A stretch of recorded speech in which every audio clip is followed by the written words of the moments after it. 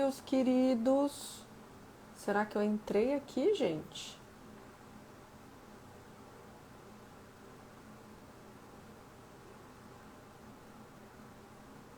Ah, entrei. Entrei. Tudo bom, gente? Boa noite. Vocês estão me vendo direitinho? Que prazer. Oi, Mari. Obrigada, Vivi.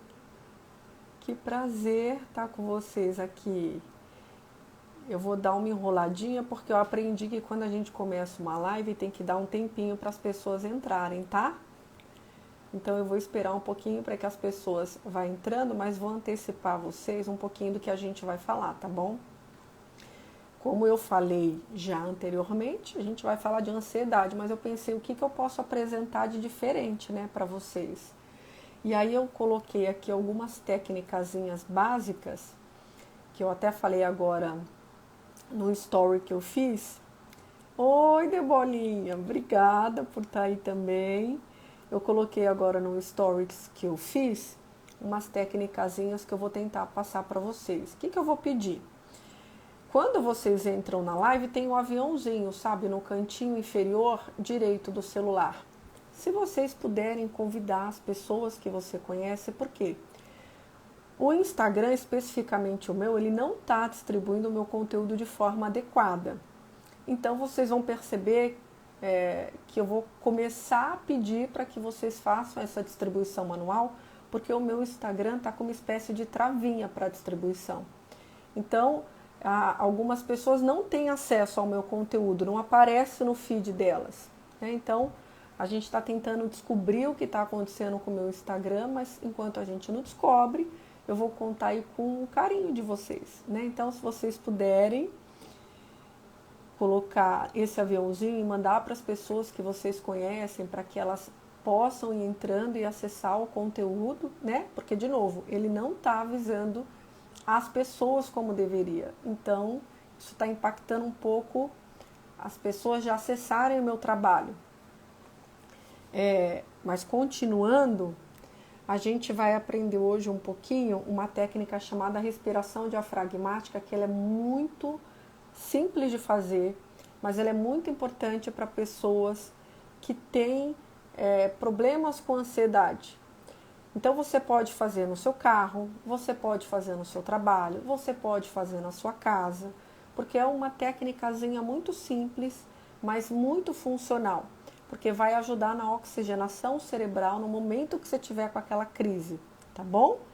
Uma outra coisa bacana que a gente vai aprender também é uma atividadezinha que eu gosto de chamar de lista da gratidão, que para os ansiosos ajuda bastante. Eu vou explicar por quê. Porque o ansioso ele tem uma tendência de visão, e aí com essa técnica diária do diáriozinho da gratidão, ajuda, é um mecanismozinho simples para ajudar o cérebro dessa pessoa a ficar um pouquinho mais funcional, a focar numa direção mais funcional. E depois eu vou explicar qual é a direção que normalmente essa pessoa costuma focar, tá bom? Uma outra coisa também que a gente vai aprender hoje, enquanto o pessoal vai chamando aí, gente, coloca esse aviãozinho aí pro povo, pelo amor de Deus, tudo bom? Uma outra coisa que a gente vai aprender também é um bilhetinho chamado de SOS, bilhete SOS.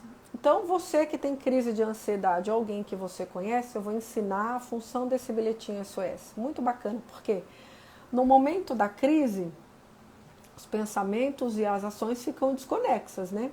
Então, esse bilhetinho ajuda muito ao paciente, né? A pessoa que está em crise, a racionalizar, né? A recuperar melhor um pouco a noção de tempo e espaço ali. Boa noite, meus queridos. Eu vou começar, já vou começar, tá, gente? Eu não sei quanto tempo tem que esperar, mas já vou começar, tá bom? Ó, como eu estava falando agora dessas técnicas, a gente vai chegar lá daqui a pouco, mas vamos só dar uma pinceladinha no que é ansiedade, que eu acredito basicamente que vocês já sabem o que é, porque a maioria aqui ou é ansioso ou conhece alguém que tem ansiedade, né? Então, a ansiedade, ela gera sintomas físicos. Então, hoje em dia, as pessoas estão muito mais entendidas sobre o que é ansiedade. Então, tem muita gente que fala, eu tive um taquicardia, eu tive um excesso de sudorese, eu tive um excesso de adrenalina ali que eu não sabia muito bem o que era, uma sensação de que eu pudesse estar morrendo, algo desse tipo, né? E aí, muitas pessoas vão parar no PS. Tem vários pacientes que falam, eu estava no pronto-socorro porque eu tive um taquicardia, eu tive uma sensação tal. Então, é uma sensação iminente de que algo fisiológico está acontecendo mesmo. Então, só para pincelar aí, a grosso modo, do que é a ansiedade. Algumas pessoas, na verdade, a crise de ansiedade, porque para deixar outra coisa clara, ansiedade não é doença. Mas como assim não é doença? Não, não é doença, porque eu tenho ansiedade e várias pessoas aí vai ter ansiedade. A ansiedade é uma emoção. É uma emoção que eu tenho, você tem. Na verdade, é um temperinho de vida. Vamos pensar assim. Antes de entrar aqui, eu estava ansiosa, porque eu sei o que eu vou falar, mas eu não sou muito de fazer live. Vou começar a me propor isso agora, eu acredito. Então, acaba sendo uma experiência pouco vivida por mim. Apesar de já ter feito algumas, me gera ansiedade. Só que eu digo que é um temperinho, porque a ansiedade faz com que o nosso cérebro fique mais ativo, com que a gente fique mais atenta, com que a gente libere uma quantidade adequada de adrenalina para lidar com aquela situação, não é? Então, a ansiedade é uma emoção comum, até bacana. A grande questão aqui é a ansiedade patológica, que é sobre isso que a gente vai bater um papo hoje, né? Que é a crise de ansiedade, que é o que grande parte das pessoas está tendo, principalmente nesse momento de pandemia, né? E algumas pessoas falam assim, eu estou tendo crise de ansiedade por conta da pandemia. Não, meus queridos, não é por conta da pandemia, não. O que acontece? Eu já até fiz um videozinho falando mais ou menos sobre isso. O que acontece é que o teu copo já estava cheio, provavelmente. Você devia estar com problema no casamento, no trabalho, você não estava muito legal ali com o seu cotidiano, sei lá, contingências não estavam boas perto de você. E aí o que acontece? O seu copo já estava ali enchendo. De repente vem esse colapso mundial que é uma pandemia. Então isso daí foi a gota d'água dentro daquele copo que já estava na boca. Então vamos, imagina, literalmente mesmo, é que eu estou sem um copo, eu estou com uma garrafa aqui hoje. Mas imagina um copo mesmo cheio até a boca. Qualquer gota que caia dentro desse copo é o suficiente para que ele transborde. Você concorda? Não é assim que funciona? Então, essa pandemia, na verdade, está sendo a gota d'água no copo de muita gente. Então, por isso que vocês estão ouvindo com muita frequência as pessoas falarem, eu estou tendo crise de ansiedade, estou tendo crise de ansiedade. Mas, sempre quando alguém fala isso para mim, eu não fico focando, por exemplo, na pandemia. Eu tenho que cavucar para entender qual era todo aquele líquido que já estava preenchendo aquele copo antes da pandemia chegar. Entende? Então, para vocês começarem a se observar também, de que esse motivo, às vezes, que você está focando, puxa, eu estou tendo ansiedade, crises, né? De pânico, de ansiedade, por conta disso daqui. Não é por conta disso daí que você está pensando. Na verdade, isso daí provavelmente é a gota d'água. Aquilo que está latente na tua cabeça é a gota d'água. Entende? Então, foca, depois dessa live aqui, você dá uma paradinha e começa a pensar, puxa, o que está enchendo o meu copo aqui? O que eu não estou observando em mim, né? Qual parte que eu estou deixando passar em branco aqui? Porque eu só estou focando nisso aqui. Mas como ele falou, provavelmente isso daqui é só o estupim final. E por que é importante? Porque as pessoas estão muito no automático. Você provavelmente está muito no automático. O casamento não está bacana, o trabalho não está bacana, sei lá o que não está bacana, mas você está empurrando com a barriga. Você está empurrando com a barriga achando o quê? Que você está aguentando firme, que está tudo bem, imagina, eu vou aguentar isso aqui, meu casamento está um inferno, eu odeio meu trabalho, sabe, eu não faço uma atividade que eu goste, eu não aguento mais ficar só em casa cuidando dos meus filhos, mas eu vou empurrar isso aqui com a barriga que eu aguento. A má notícia é que o nosso cérebro tem um fundo, a tua cabeça tem um fundo, a minha cabeça tem um fundo, a de todo mundo tem. O problema é que a gente não vê o tamanho desse fundo. A gente não vê, a gente subestima, a gente sempre acha que a gente consegue carregar mais um pouquinho de carga. E aí que dá o pepino. Por quê? Porque o teu sistema nervoso central vai começar a avisar que ele está sobrecarregado. Hoje eu atendi um paciente, vou só beber um pouquinho aqui, tá? Que deu uma... Eu atendi hoje um paciente e eu expliquei para ele de um jeito que eu vou explicar para você aqui hoje. Pensa assim, ó, você tem filho? Se você tem filho, ou mesmo se você não tiver, você já deve ter tido febre. O que é a febre? A febre nada mais é do que um aviso do teu organismo para você. É um comunicado dizendo assim, ó, fulano, tem alguma coisa aqui que não está legal. Tem alguma coisa aqui que não está legal. Quando o teu filho é muito pequenininho, ele não vai falar, mamãe, eu tô com dor de ouvido, tô com dor de garganta. Quando a gente é adulto, a gente basicamente entende, puxa, eu acho que é uma infecção urinária que está me dando febre, ou é a dor do meu ouvido, não é? Mas quando o nosso filho é muito pequeno, eles não falam o que é. Mas o que a gente entende? A gente entende que tem alguma coisa dentro daquele organismo, porque está dando febre, né? E a febre é um sinal de que tem alguma coisa errada ali dentro. A gente leva para o hospital para descobrir o que é. O que está errado ali dentro. Mas o que isso tem a ver com a ansiedade? Tudo, meus queridos. Vou explicar o quê. Essa crise de ansiedade que você está tendo, a tua mulher, teu primo, teu vizinho, sei lá quem, funciona como a febre. É um sinal do teu sistema nervoso central, alarmando para você que tem alguma coisa lá dentro que não está legal. Entende? É equivalente. Então, é o teu organismo, é o teu sistema nervoso central dizendo para você, ó, para tudo e se olha. Se observe. Sai do automático agora que eu estou no limite do limite, não estou aguentando mais. Para. Você entendeu? É um grito do teu organismo. Por isso que é importante a gente se observar antes da crise estourar. Então, por isso que eu bato tanto nessa tecla do autocuidado, do autocuidado, do autocuidado. Não é à toa. Isso se chama prevenção. Se eu começo a cuidar das minhas contingências para que elas não apodreçam, automaticamente eu não vou adoecer. Você concorda? Eu sei que nem sempre dá pra gente cuidar de todas as contingências como a gente gostaria, mas a gente consegue cuidar da contingência principal, que é a gente mesma. A gente não tem controle, às vezes, sobre como o seu marido vai se comportar, como a tua mulher vai se comportar, como o teu chefe vai se comportar, mas você tem controle sobre a forma que você vai lidar com aquilo que está sendo jogado para você. Então, quanto mais você estiver cuidando de você, mais repertório funcional você vai ter para lidar com as coisas que estão acontecendo. Entende?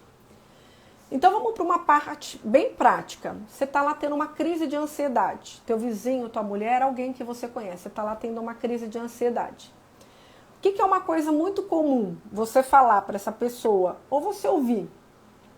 Fulano, fica tranquilo, que não tem nada acontecendo.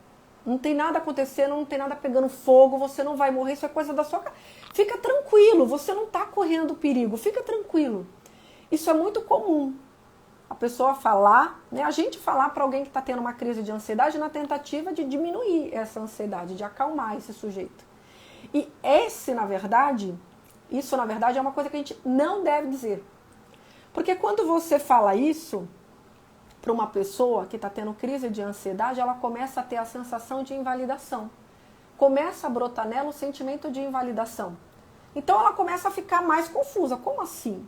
Não tem perigo? Eu estou sentindo o perigo real aqui. Como não tem nada acontecendo? Eu estou sentindo que tem alguma coisa acontecendo. E aí essa pessoa vai ficar mais ansiosa. Porque ela vai ficar mais confusa. Entende? Porque para ela tudo aquilo é real. Aquela sensação de medo, de pânico, de euforia é real.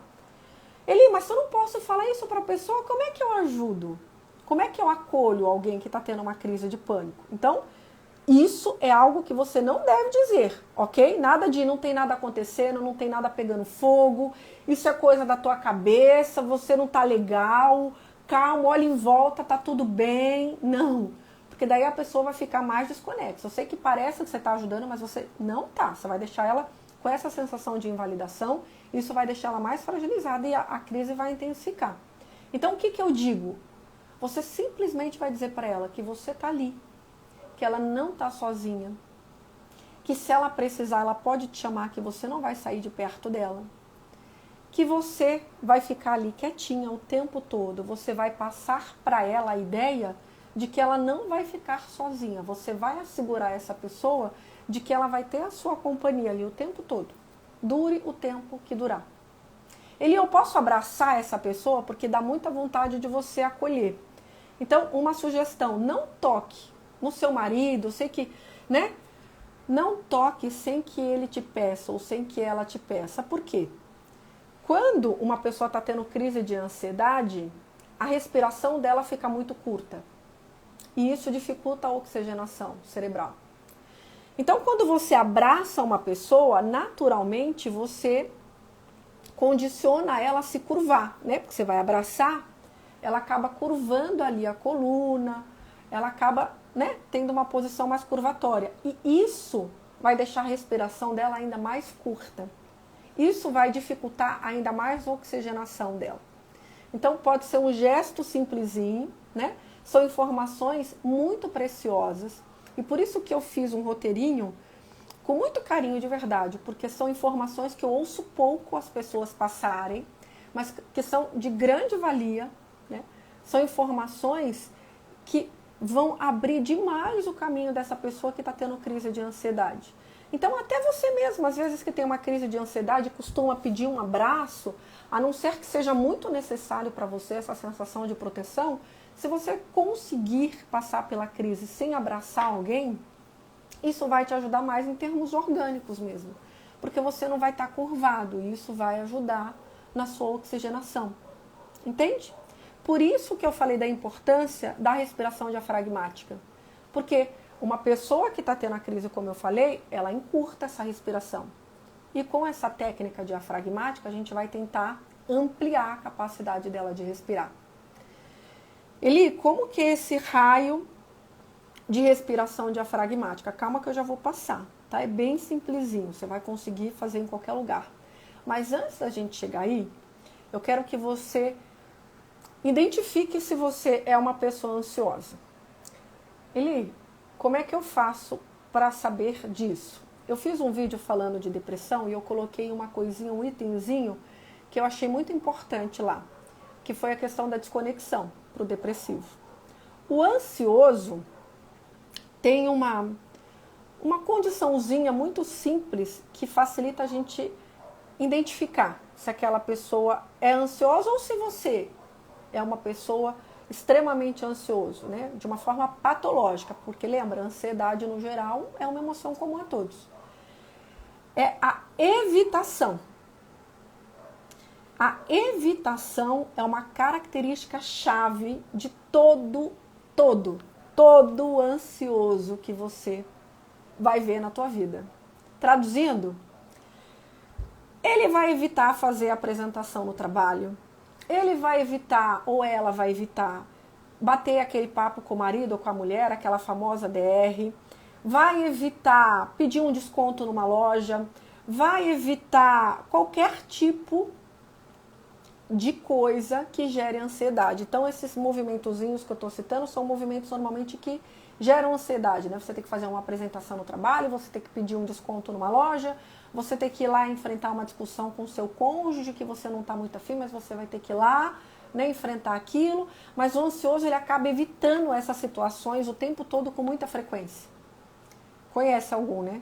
Então, eu tenho certeza que essa característica que é a evitação, começa a te dar um time. Eli, mas eu não gosto de ter que falar em público, eu não gosto de ter que ir lá apresentar aquele trabalho, eu fico com taque cardíaco, sudorese, eu começo a ficar, ai meu Deus, ai meu Deus, ai meu Deus. Eu sei que isso te causa ansiedade, eu sei que é um desconforto muito grande, por isso você evita. Mas a gente tem alguns probleminhas dentro disso. Um deles é que a evitação gera, o fato de você evitar o conflito te afasta de possibilidades também. Então, quando eu evito falar em público, ir lá apresentar o meu trabalho, eu dou para o meu colega fazer isso no meu lugar, eu também estou evitando a possibilidade de fazer um network. Eu estou também me privando da possibilidade de provar o quão eu sou boa no meu trabalho. Eu estou tirando de mim a possibilidade de dar um show lá em cima, de aprender algo novo, de arrancar esse medo de mim. Então, todo evitador tira de si mesmo boas possibilidades de vivência. Então, quando eu evito ir lá conversar com meu marido, com a minha mulher, sobre algo que não estou muito afim, que vai me gerar ansiedade, eu estou evitando o contato com aquilo, mas eu também estou me impedindo da possibilidade de resolver um problema com meu marido, com a minha mulher. Eu estou me impedindo da possibilidade de resolver coisas de resolver coisas. Entende? É que eu vi um comentário aqui. Isso, o ansioso, ele não vai gostar de sair da zona de conforto, mas que nunca é confortável. Entendeu o problema? Lembra quando, quem viu aquele videozinho falando de depressão, associa a depressão com a tristeza. E eu acredito que o grande boom daquele vídeo foi o fato de eu falar da desconexão. Porque é uma coisinha simples, mas que não é falada. A gente foca muito na tristeza. E aqui, eu quero que você foque numa coisa. O ansioso não é aquele que está o tempo todo, ou assim, ó, batendo o pé. Tem paciente que eu atendo, que eu vejo daqui para cima, mas você vê que ele está batendo o pé. Então você vê que meu ombro está mexendo, ó, tá vendo? O ansioso não é esse que fica assim o tempo todo. Ele às vezes vai parecer a pessoa mais plena do universo. Entende? Mais plena do universo. Mas por dentro está um turbilhão. Então, para você identificar um ansioso, tal como lá o depressivo que eu falei, não é com essa agitação toda comportamental. Nem sempre ele vai emanar isso. Mas é o cara ou a mulher que evita tudo o tempo todo. Evitação é a chave do ansioso. É o código para você identificar um ansioso. Evita tudo. Pode estar pleno por fora, olha, mas por dentro ele está um turbilhão, ela está um turbilhão. Por isso que evita o contato. Entende? Só que isso é um tiro no pé, porque você também se impede de possibilidade de resolução. Né? Do network, de resolver problemas, de ter uma qualidade de vida melhor. Enfim, você se impossibilita de resolver as coisas. Ai, meu brinquinho caiu. Peraí. Tá entendendo? Agora, Eli, como é que eu faço? Estão me ouvindo, né? Eli, como é que eu faço para parar de evitar? Como é que eu faço para driblar essa ansiedade? Como é que eu faço para ser uma pessoa que evita menos? Como é que eu faço? Vamos pensar assim. Eu gostaria muito de ter uma fórmula mágica, de falar assim, ó, você vai fazer só isso aqui, não vai gerar dor nenhuma, mas eu não vendo isso, não vendo. Eu sempre quando olho para um paciente e que a gente vai ter que fazer alguma coisa, na maioria das vezes a gente vai ter que fazer movimento, 100%, 99%, 100% a gente vai ter que fazer movimento, não tem como, né? Eu sempre digo assim, vai doer, vai gerar desconforto. Essa é a má notícia, vai gerar desconforto. Porém, vai ser só um desconforto inicial, porque a longo prazo vai te gerar um bem-estar e qualidade de vida. Você vai sair dessa zona que você está de mal-estar constante e vai entrar numa zona muito mais funcional.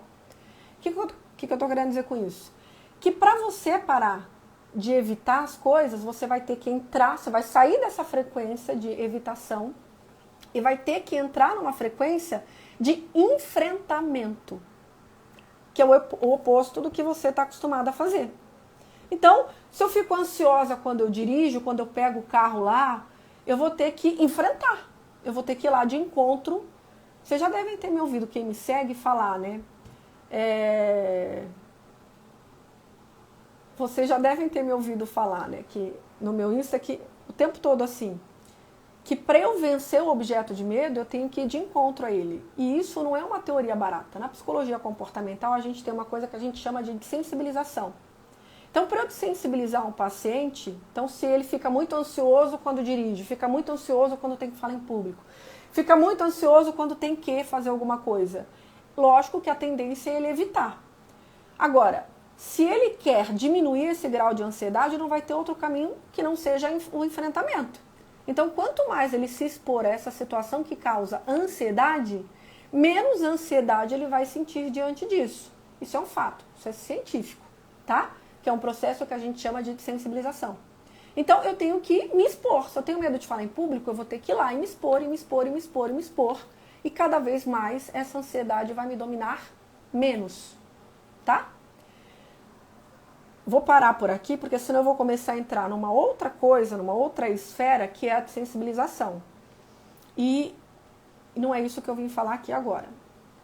Porém, você já entendeu que para diminuir o seu grau de ansiedade, você vai ter que enfrentar, seja o que for que você está evitando. Vai ser fácil? Não, não vai ser fácil. Essa é a má notícia, não vai ser fácil. Mas é necessário.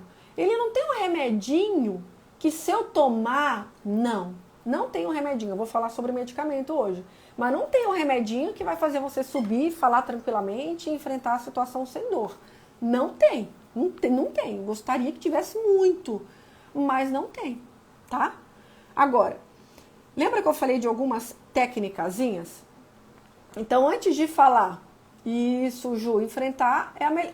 Eu sei que parece demagogo, ela tá falando isso porque é fácil, né? Não é ela que vai ter que enfrentar.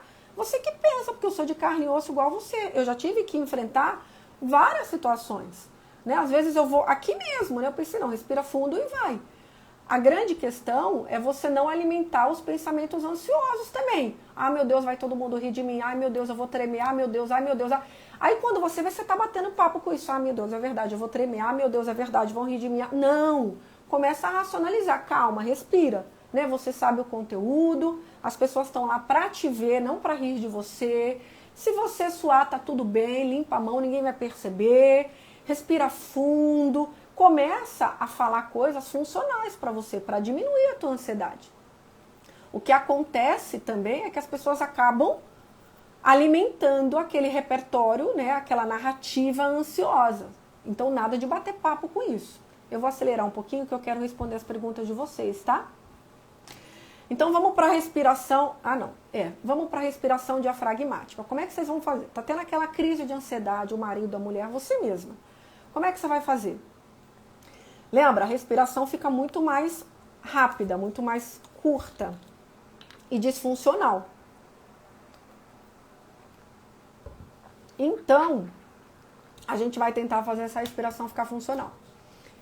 Você vai lembrar assim, ó, é 4, 2, 6. Eli, o que é isso? Você vai tentar ficar na posição mais certa, você pode até deitar no chão, né? Ou se você estiver dirigindo... Você fica lá retinho, ninguém vai ver o que você está fazendo. Se você puder fechar o olho, não estiver dirigindo, não estiver em casa, você fecha o olhinho.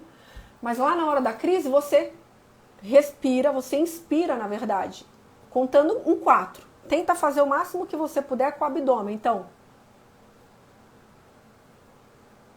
segura em 2. Na hora que você puxar até 4, segura, prende a respiração 2 segundos.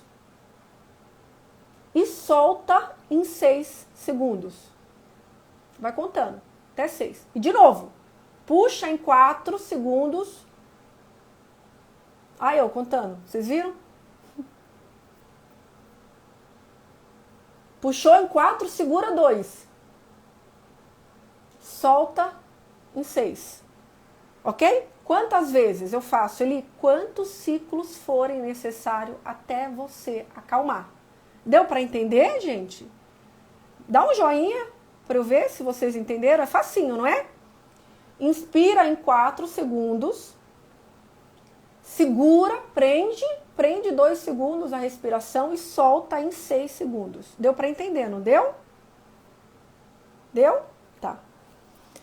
Essa respiração salva vidas de verdade, né? Não que você vá morrer lá por conta da crise de ansiedade. Mas salva literalmente, porque você vai oxigenar o teu sistema nervoso e você vai recuperando a homeostase, ok?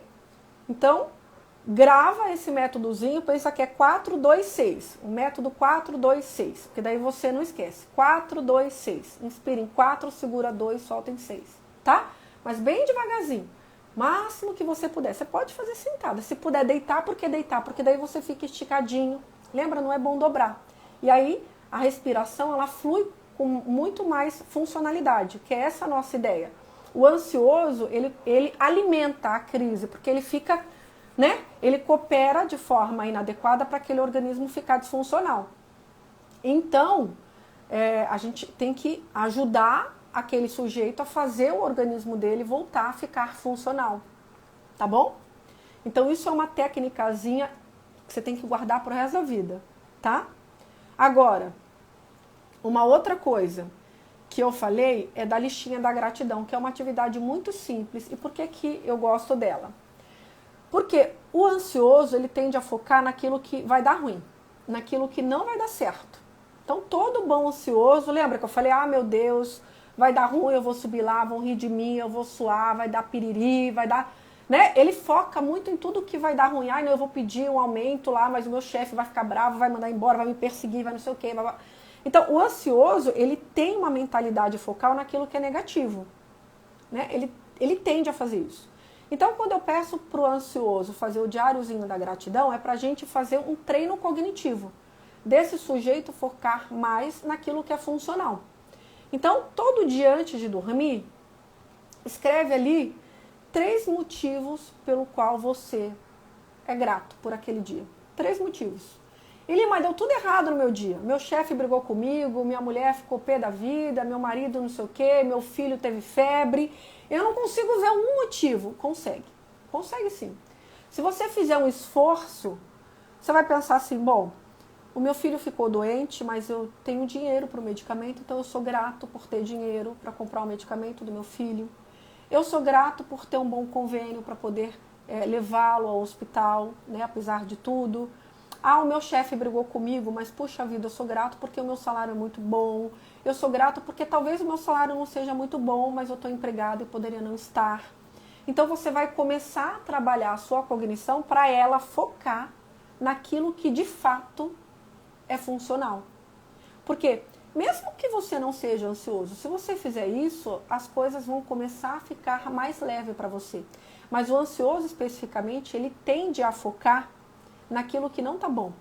Então isso parece um treinozinho bobo, mas é muito importante e dispensável para quem tem muita crise de ansiedade, para quem tem essa ansiedade mais patológica, porque a gente vai começar a treinar a cognição. É igual musculação, de tanto você treinar, o músculozinho não começa a crescer, o teu cérebro é a mesma coisa. De tanto você treinar, a gente começa a remodelar uma cognição mais funcional, tá bom? Aí eu falei do bilhetinho SOS, não falei? Como é que é esse bilhetinho SOS? Eu falei agora para você, por exemplo, a técnica da respiração diafragmática. Vamos pensar que na hora daquela crise, às vezes você nem vai lembrar. É 4, 3, 2, 1, é 2, 4, 2. Como é que é mesmo que eu tenho que fazer? Você não vai lembrar. Então, você vai fazer um bilhetinho SOS para você. Coloca no bolso, na carteira, né? Uma sugestão. E aí, na hora daquela crise que você não está lembrando de nada, não está pensando em nada, não está nada com nada, o que você vai fazer? Você vai pegar aquele bilhetinho e lá vai estar a instrução para você. Respiração diafragmática. Você vai inspirar em 4, segurar 2 segundos e soltar 6 segundos. Inspira em 4, segura 2, solta 6. Você consegue. Então você vai colocar lá a técnicazinha no seu bilhetinho SOS e você pode colocar também uma mensagem de acolhimento. Então, para você mesma, por exemplo, Eli, respira fundo, você consegue, calma, é só uma crise de ansiedade, vai ficar tudo bem, você é muito forte, você já conseguiu uma vez, vai conseguir de novo. Sabe? Coloca uma mensagenzinha de acolhimento para você. Porque o nosso sistema nervoso central, ele reage bastante à situação do momento. Então, naquele momento de euforia, você não está pensando nada com nada, está tudo desconexo lá dentro. Mas o bilhetinho... Ah, Fran, minha linda, obrigada. Mas o bilhetinho, ele vai ajudar você a recuperar um grãozinho da sua sanidade naquele momento de crise. Parece uma bobagem, mas não é. Esse bilhetinho SOS, ele é primordial, tá? Por exemplo, eu tenho vários pacientes, para você aí que está me vendo que não tem crise de pânico, parece surreal, mas não é não. Eu tenho paciente que já abandonou o carro no meio da marginal por conta de crise de pânico. Eu tenho paciente que já largou o trabalho no meio do expediente. Eu tenho paciente que já largou, paciente que é enfermeiro, que é médico, que já largou e teve que mandar um plantonista ocupar lá porque ele teve uma crise de pânico e teve que sair correndo. Então, isso acontece com muita frequência. Naquele momento que o médico sai, ele pode entrar no banheiro, pegar o bilhetinho SOS e recuperar ali a homeostase.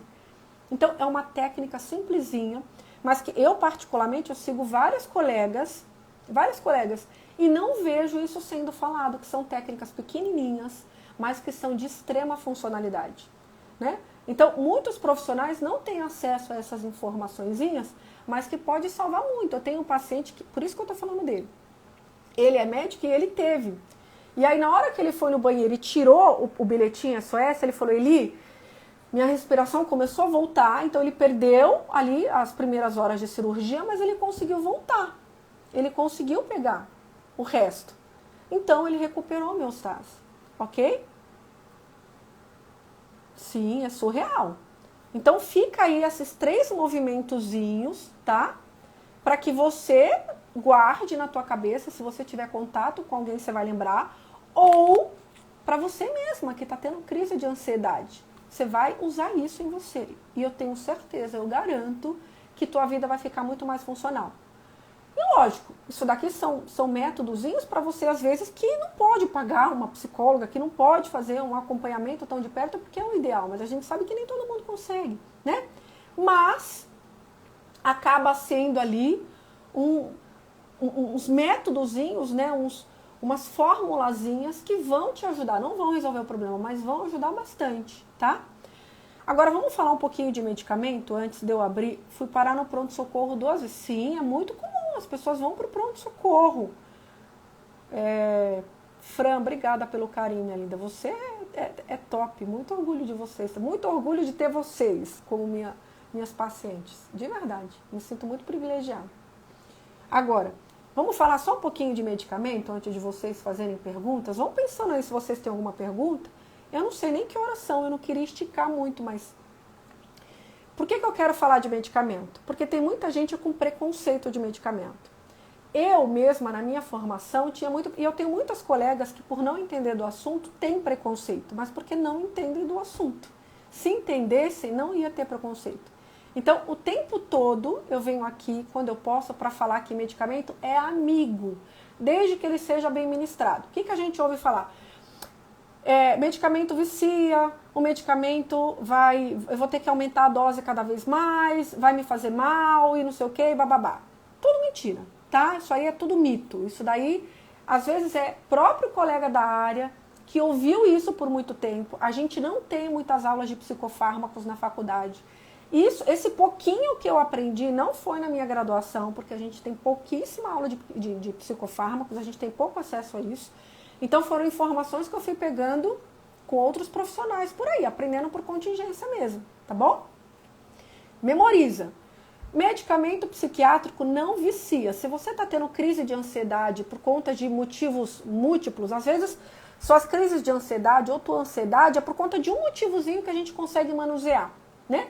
Se for isso, não precisa entrar com medicamento, mas às vezes não é isso, são várias contingências disfuncionais. Então a gente precisa entrar com medicamento. O medicamento, ele vai equilibrar o teu sistema nervoso central, lembra? Ele está dando tchutchu lá dentro o tempo todo. E normalmente você pode estar liberando muito cortisol, que é o neurotransmissorzinho do mal-estar, do mau humor. E aí isso vai desestabilizar mais você. O medicamento psiquiátrico basicamente vai liberar serotonina. Serotonina no teu sistema nervoso central. Sabe o que é a serotonina? É um neurotransmissorzinho do bem-estar que você libera quando pratica uma corrida. Eu falo isso o tempo todo, tá? Eli, mas então eu posso correr e liberar? Lógico que você pode, deve. Todo bom ansioso deve praticar atividade física. Se você é meu paciente que está aí, com certeza eu falei isso para você. Tem que praticar atividade física. Isso é medicamento para o ansioso. Ponto. Não tem como negociar. É uma tríade. Medicamento, se for necessário, terapia e atividade física. Não tem para onde correr. Porque a atividade física vai acalmar o teu sistema nervoso central, vai melhorar a oxigenação, neurotransmissores mais funcionais vão ser liberados, enfim, tudo isso vai acontecer. Tá bom? Fechado? Agora, o medicamento vai liberar o neurotransmissor serotonina numa quantidade muito maior, que é o que a gente precisa para dar homeostase em você. Eli, mas eu vou ter que tomar o resto da vida? Não, não vai não, meus queridos. Você vai tomar lá 6 meses, 1 ano, 2, basicamente isso. Por quê? Porque daí você vai estar em terapia, eu pressuponho. E aí as contingências que não estão tão boas, na verdade você vai ser modificado para lidar melhor com as contingências que não são tão boas. Para as contingências que te causam muita ansiedade. Então automaticamente você vai poder desmamar desse medicamento, porque você não vai mais precisar dele para ter equilíbrio cognitivo.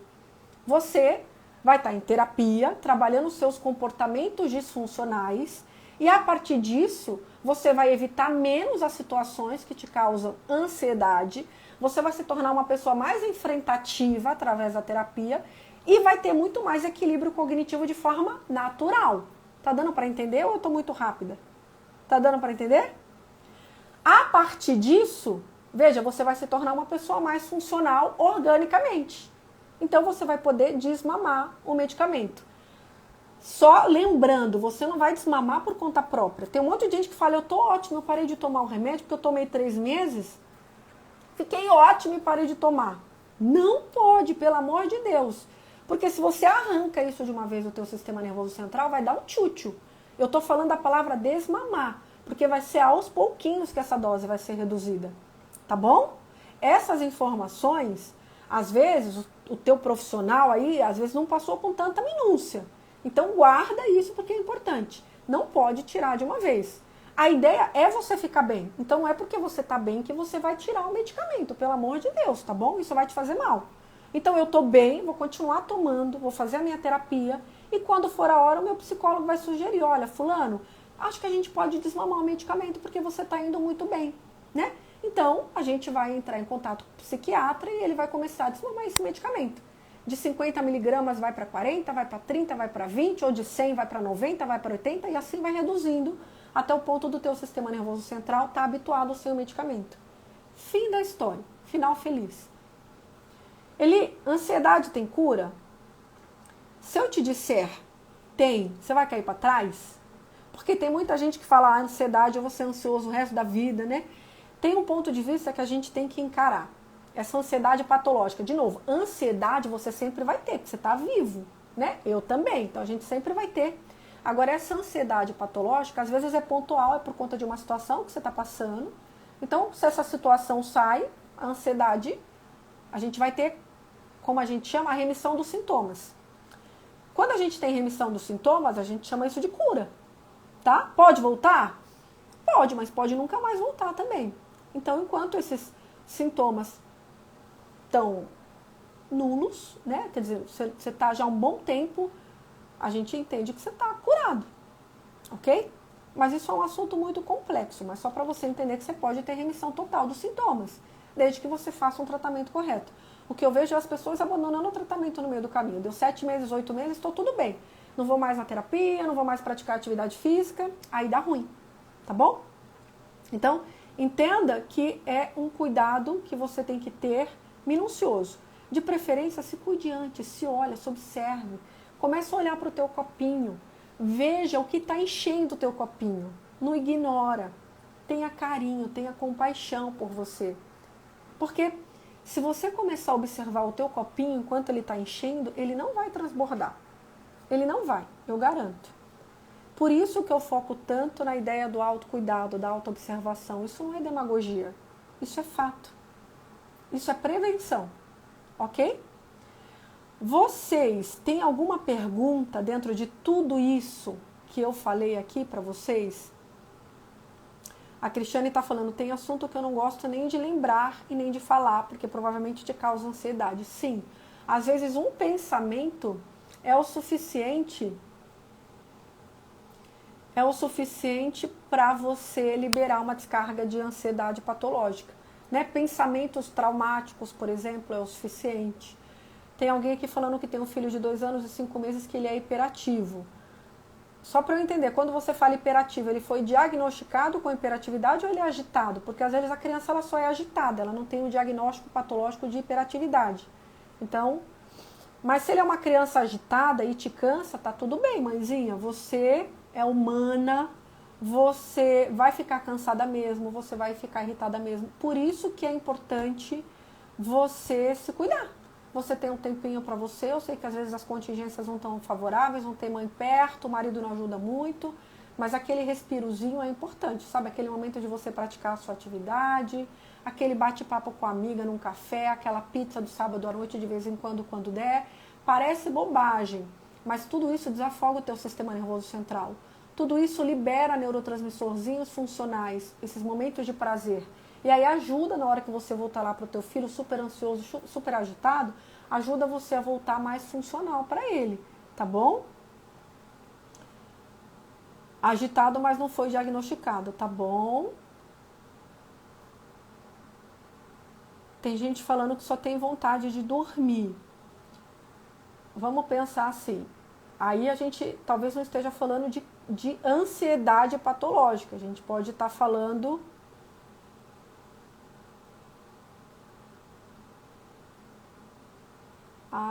a gente pode estar falando de um deprime, um desânimo, aí tem que ficar atenta.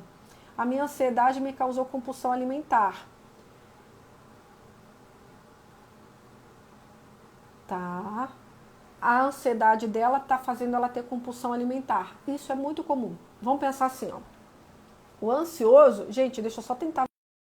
Desculpa, tá? É que eu não sei ver a hora, eu tive que baixar aqui para ver. Vamos pensar assim. O ansioso, ele fica muito acelerado, né, o tempo todo.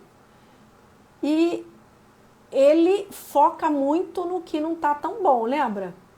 Gente, vocês estão me vendo que eu mexi aqui para ver a hora? Eu acho que eu estraguei alguma coisa. Tá? Então sim, né? Então vamos pensar assim, ele foca em coisas muito negativas. Então não importa se o seu problema é 1 ou é 10, você vai focar naquilo, na chance daquilo dar ruim. Tá bom, né, Mari? Obrigada. Tá ok. É que eu mexi aqui para ver a hora. Então ele vai, vamos pensar assim, ele está acelerado, ele foca no que não tá bom, ele não consegue focar naquilo que é bacana, por isso que tem lá a atividade do diário, né? E ele é evitativo, ele evita o tempo todo, só que o fato dele evitar situações de ansiedade faz com que ele evite situações de possibilidades também, não é? Então, por que eu estou falando isso? Porque o ansioso, ele entra pouco em contato com situações prazerosas, né? Ele fica muito ligado na sensação de desprazer. O que isso tem a ver com a compulsão alimentar? Muita coisa. Porque a comida causa o prazer imediato, né? Ela gera um prazer imediato. Então, algumas pessoas, por conta dessas crises, acabam recorrendo, né? Porque eu não tô vendo nada que tá legal aqui, tá tudo meio confuso, tudo meio ruim, tudo meio... Então, deixa eu buscar algo que me dê prazer. Aí eu vou pra onde? Eu vou pro chocolate, eu vou pra pizza, eu vou pra aquela macarronada, eu vou me jogar na comida. Por quê? Porque a comida me gera um prazer imediato, me dá aquela sensação imediatíssima de prazer. E isso vai virando um ciclo vicioso, porque eu tô com pouca sensação de prazer, mas aí eu descobri que a comida me gera a sensação de prazer, e aí toda vez que eu estiver meio desanimada, com sensação de desprazer, ou um pouco fóbica, ou um pouco ansiosa, ou um pouco acelerada, eu vou buscar a comida para me acalmar. Entendeu? Como super pode estar ligado com a compulsão alimentar, o que é muito perigoso. Então, a autoobservação ela é primordial. Teve um colega que falou aqui, eu todo. Ele escreveu aqui, eu todo. E ele tem esse perfil de ser mais calmo, mais tranquilo, mais introspectivo em algumas situações. Ele vai saber que é dele que eu estou falando. Vamos pensar assim,